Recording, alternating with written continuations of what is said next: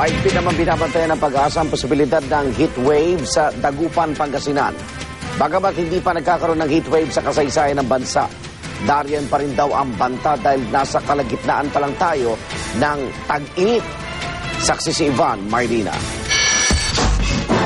Sa gitna ng matinding init, alas 11:25 ng tanghali nitong Biyernes. Pumanaw ang 77 taong gulang na si Don Sol Sorsogon Mayor Jerome Alcantara. Hindi pa tiyak ang sanhi ng kanyang pagkamatay pero hinala ng pamilya ng alkalde. Naapektuhan siya ng matinding init habang nangangampanya.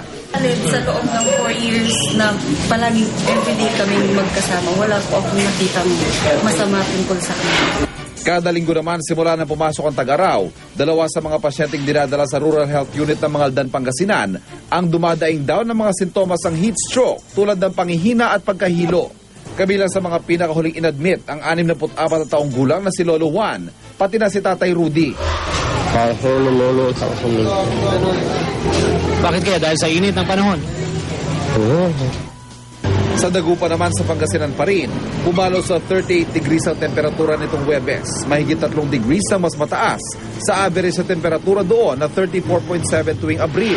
Kaya naman binabantayan na kung mauuwi ang init doon sa heatwave. Kapag plus 3 degrees Celsius compared sa normal maximum temperatures, on the next 2 days, saka tayo magdeklaraan ng heatwave.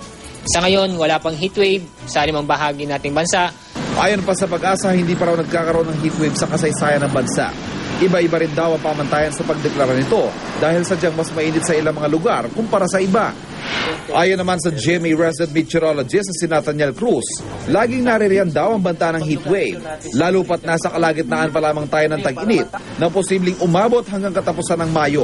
Sa mga susunod na 10 araw, walang nakikita tayong bagyo na posibleng magpabago nung ating naranasang temperatura, lalo dito sa Luzon. Tagal pa yung ating tag-araw dahil nasa buwan pa lang tayo ng Abril.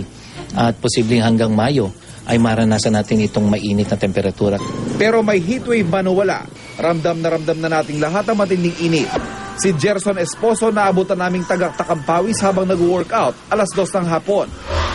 Okay lang naman siya pero kailangan talaga pag pinagpapawisan ka, inom ka talaga agad ng tubig. Ang matinding pagpapawis hindi raw dapat baliwalain. Ayon nga sa nakapanayang konduktor, para tayo mga sasakyang posibleng mag-overheat at matuyuan ng mahalagang likido dahil sa init.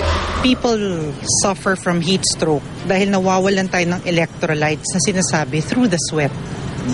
Electrolytes contain yung essential na elements na kailangan ng katawan natin mag-function properly. Pumapasok dyan ng sodium, potassium, chloride. Yan yung mga contents ng pawis. Ako si Ivan Marlina, ang inyong saksi.